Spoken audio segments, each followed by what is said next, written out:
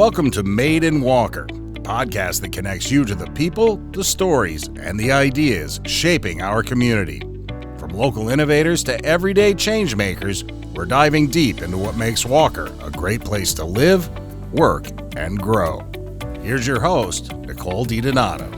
A new facility, gym, has opened its doors in Walker, specializing in cheer, tumbling, and stunting. It's called FOE All-Stars, and I'm pleased to have one of the owners, Tank Johnson, and also head coach and co-director, Braden, here with us. Thank you both for joining us today. Oh, thank you for having us. Tank, let's start with you, one of the owners. It's actually one of four. Tell us all about FOE and what inspired you all to bring this facility to Walker. Yeah, so FOE is an all-star cheer gym. Really, it's just a place for athletes to thrive. FOE stands for family over everything. That's big for us. Cheer is really a big unit of individuals that come together for one. So we didn't necessarily start off wanting to create our own gym, but out of a necessity, we did. And yeah, we were very blessed and fortunate to bring it to Walker. And what exactly does a facility like this hold, or, an offer for families? Sure.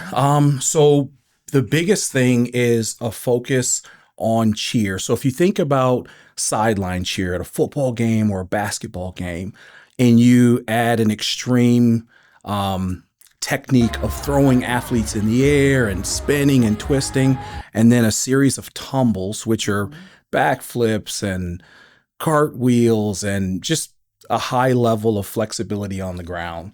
That's kind of all-star cheer in a nutshell. It is. You all had your open house later in March, just a few weeks ago. That was pretty impressive to see. About 100 families, several hundred folks ended up showing up.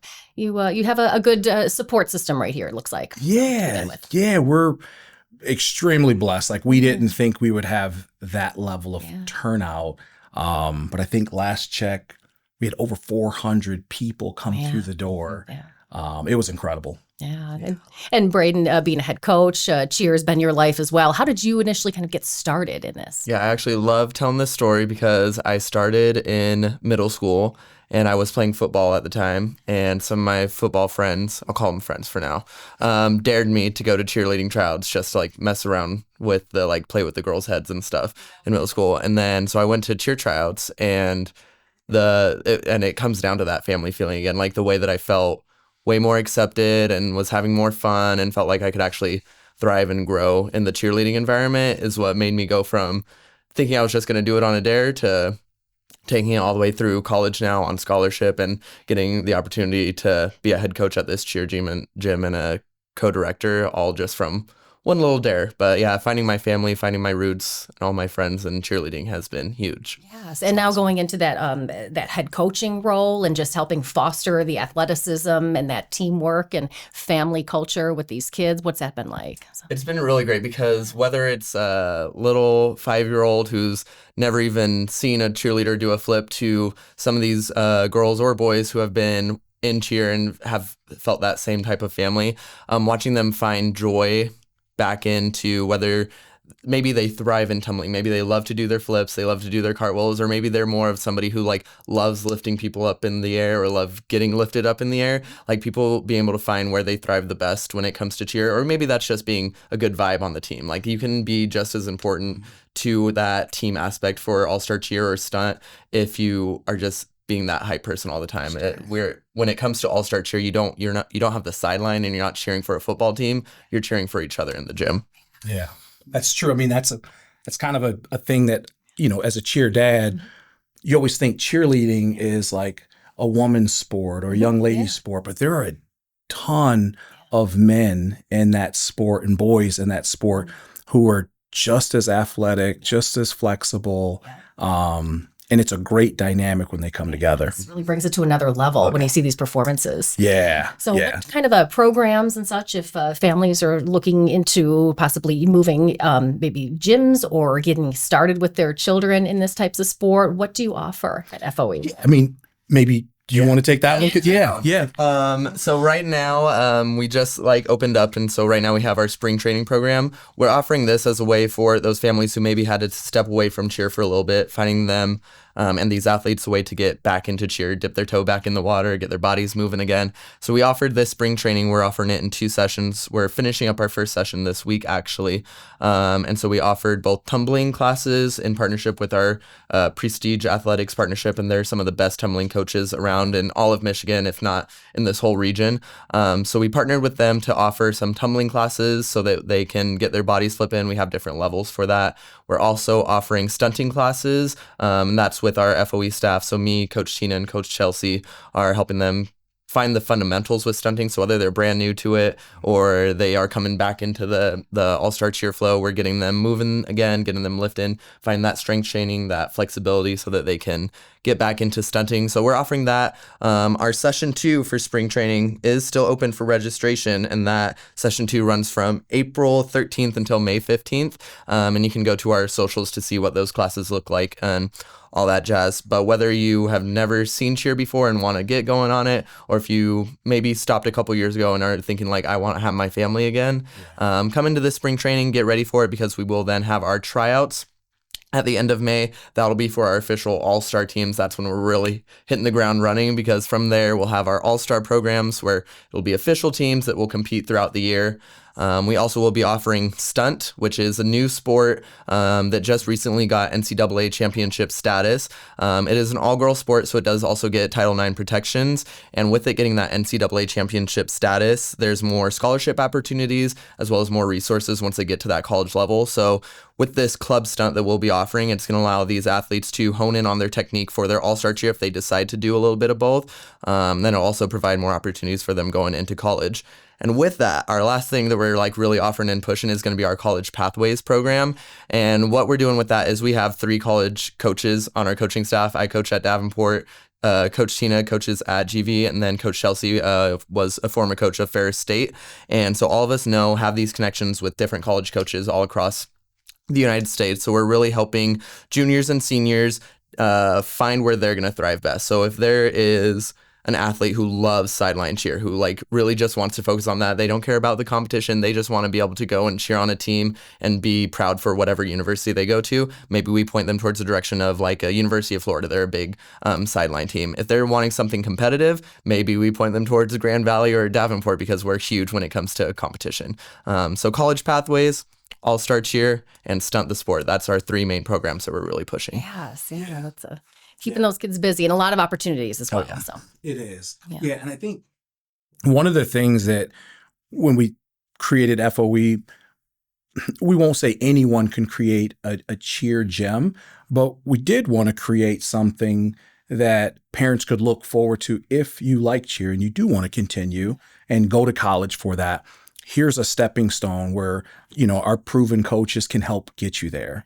So it's just something that's different that we didn't have at our last gym that we do believe is a great asset to go forward. I think we were talking when I first met you as well as just making it a place. It can be, you spend a lot of time there, obviously, with a lot of practices and such. And that means maybe bringing your younger siblings along. So you're kind of providing those spaces that if the family has to be there for the evening, you're not without what you would need if you were home or something. Absolutely. I mean, that was a big part of the selection process of the building. And again, you nailed it. Most of our athletes will meet 2 to 3 times a week for kind of a minimum of 2 hours. And like me, I'm a dad of 4, and 3 of my girls go with me pretty much everywhere. So there is homework that's involved. There are, reading, just extracurriculars that have to take place. So our building has a parent room. And it's separate from the gym. It has a nice viewing area with tinted windows so the athletes can't see in, but the parents can see out. We also have, a nice high definition camera system that we have a projector in the parent room where families can see their athletes performing while sitting comfortably in the parent room. And there's plenty of desks and sitting area where kids can do their homework and extracurriculars. Nutrition is big for us. So we wanted to make sure we had a kitchen, a kitchen where you could bring your dinner or your lunch or whatever your meal schedule is like.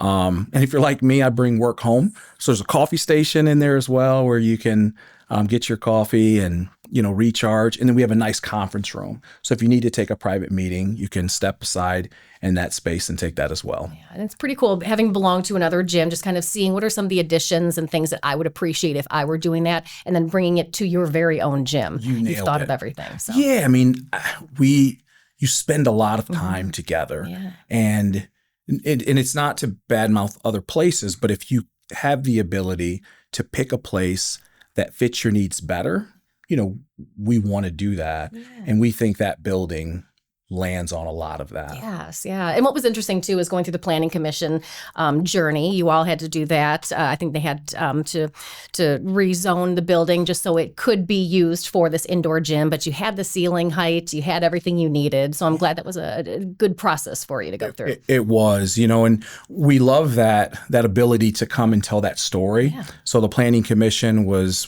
great in hearing what we wanted to create, and then they pointed out some great things that, just wasn't even on our radar.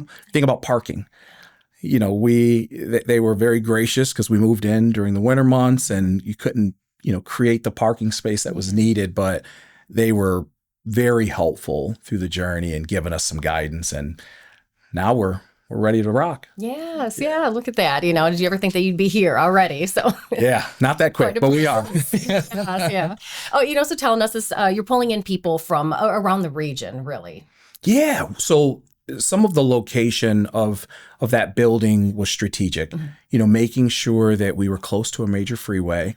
And we still can pull from Grand Rapids, but we can pull from the lakeshore communities. We even have families coming as far as Kalamazoo, up this way. So the location is perfect. It gives us the ability to be successful and make it accessible. Yes. And again, just what you'd said, family is just such a big part of that. So aside from like the athletic skills, what are the other types of culture that you're really trying to instill in your athletes?